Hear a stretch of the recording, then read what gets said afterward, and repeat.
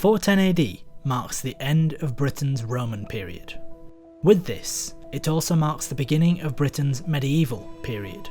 The year 410 is echoed in classrooms and lecture halls throughout the world as the year where the unitary Roman Britain of stone, cities and stability ended, and when it was replaced with an inveterate Britain of wood, kings and kingdoms.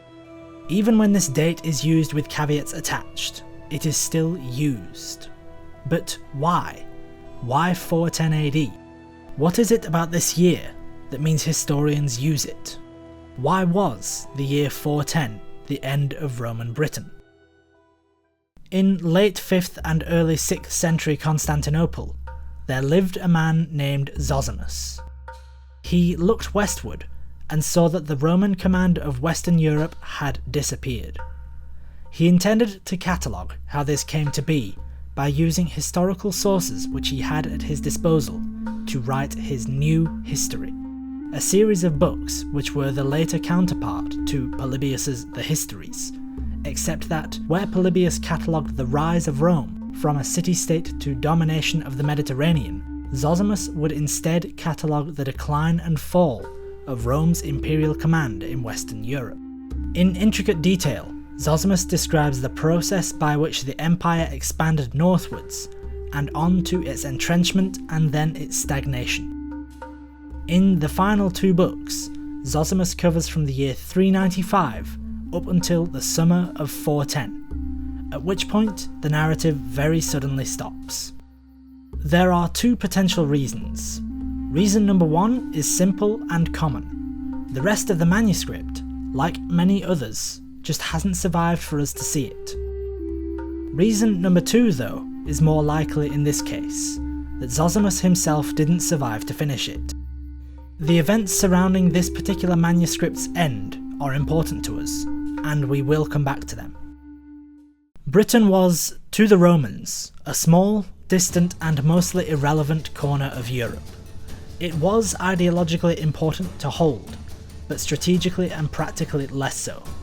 It could be used to bestow land upon retired generals, but not much else. Consequently, Zosimus makes only fleeting references to it, with its most famous and notable mention by far being in the year 410, at the end of the 6th book. Here, the manuscript says that Honorius sent letters to the cities of Britain, urging them to defend themselves.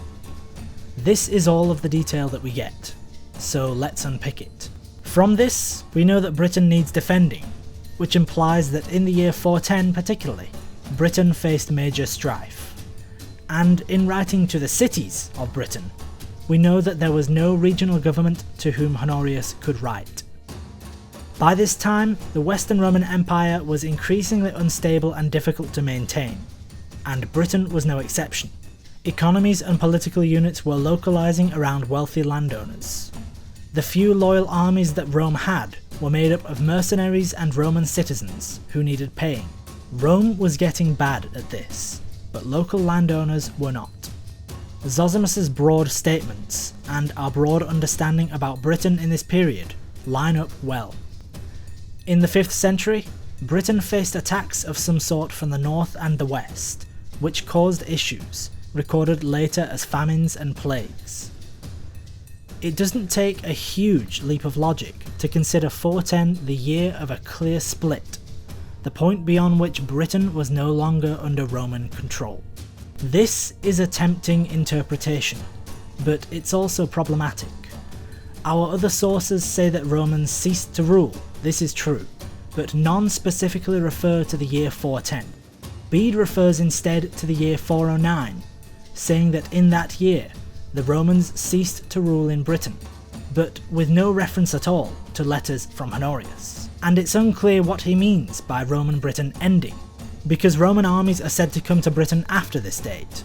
But Zosimus's statements make it clear that Britain was no longer entitled to this kind of protection. Gildas was near contemporary to these events that Zosimus and Bede are describing. It's likely that someone he knew in his life would have experienced Honorius's letters firsthand.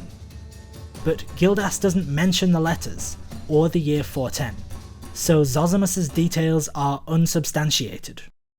We could argue against the grain that Zosimus is more reliable than Gildas or Bede or the Anglo-Saxon Chronicle, but there's no evidence for that.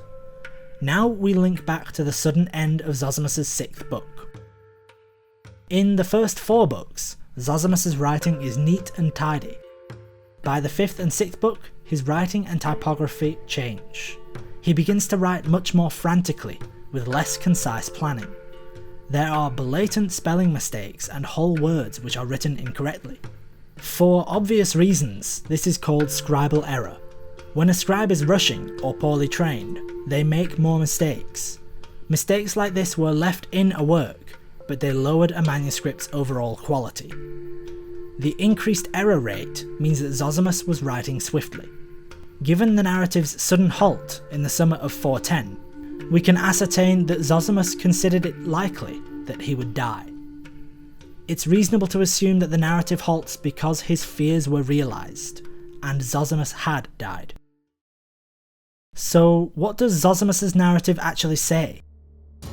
In 410, he details the movement of troops within and around the Italian peninsula. For this one singular sentence, he refers to Britain, and tells us that its concerns were its own, an island a few months' travel time away. Then, the narrative moves back to Italy and continues. Britain isn't mentioned again. This diversion isn't unthinkable, but it's certainly peculiar. But, if the manuscript is poorly written, and Britain is a non sequitur in the narrative, the conclusion is obvious that Britain, or Britannia, as the manuscript calls it, is an example of scribal error. Scribal error was considered a possibility as early as the 16th century. Where the manuscript reads Britannia, it was believed that Zosimus instead meant Bruttium, referring to an area on the tip of Italy's boot. While this reading still pertains to the Italian peninsula, it has a similar problem. The text is referring to armies in northern Italy, making an interjection about southern Italy only slightly better than one about Britain. Bruttium should be, unlike Britain, very much under Roman control. It should feature Roman government at every level. The collapse of government this close to home should be a source of much anxiety in Rome, if not outright panic, worthy of more than just a passing remark. It is, after all, a short and simple journey to Rome from there. There would be no strategic sense in making Bruttium's cities defend themselves. It would be tactical idiocy. So if it isn't Bruttium, then where else could Zosimus be referring to? David Woods has argued that Zosimus, in writing Britannia, is referring instead to Rhaetia, a province on the empire's frontier to the north. This seems to make no morphological sense, but it only serves to emphasise how poorly written Zosimus' 6th book is. The degree of scribal error required to turn Rhaetia into Britannia is no worse than what has already been found in Zosimus' account. Zosimus has just described that Roman forces are marching northwards, through Aemilia to Liguria. All of these areas are clearly very much under Roman control if an army can march there. If this army were to keep marching northwards from Liguria, they would find themselves in Rhaetia. The extent of control that Rome could exercise over Rhaetia is much more uncertain. It's on the frontiers of the empire, and could feasibly be under constant attack from the outside. Any overarching government could have collapsed, leaving only the cities. Tactically, Honorius had the armies return rather than continue to march north, and he wrote, in the absence of any other government, to the cities of Rhaetia, telling them that they were to look after themselves. Aemilia and Liguria could be defended by Rome, but Rhaetia, the territory further north, could not. The detail which makes this conjecture feasible is the Alps.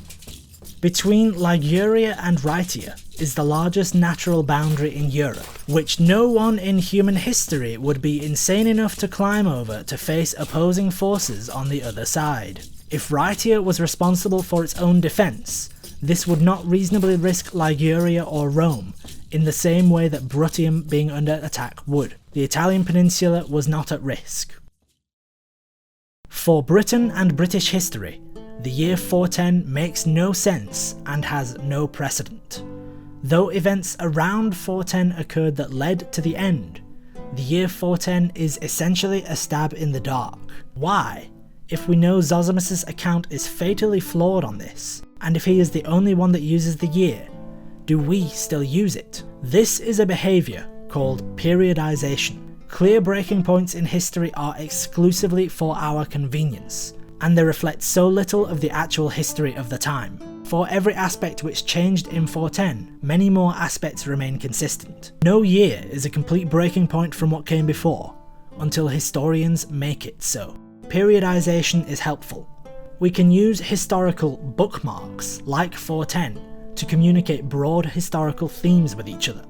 The year 410, in one word or 2 syllables, communicates the end of Roman Britain, the collapse of masonry as an art form, the localisation of the British economies, the decline and abandonment of cities, the foundations of kingdoms, and the arrival of the Anglo-Saxons. All of this in one 2-syllable word. Even if we know that the year itself isn't that important, to historians, it also represents the aftermath that follows it. If you enjoyed this video, please like, comment and subscribe, because it lets me know what you'd like to see. I also have a PayPal and a Patreon if you'd like to support me further, and a Twitter if you'd like to see me there as well. For more videos around this topic, please check out the playlist on the left, and for whatever YouTube thinks you'd like, click the video on the right.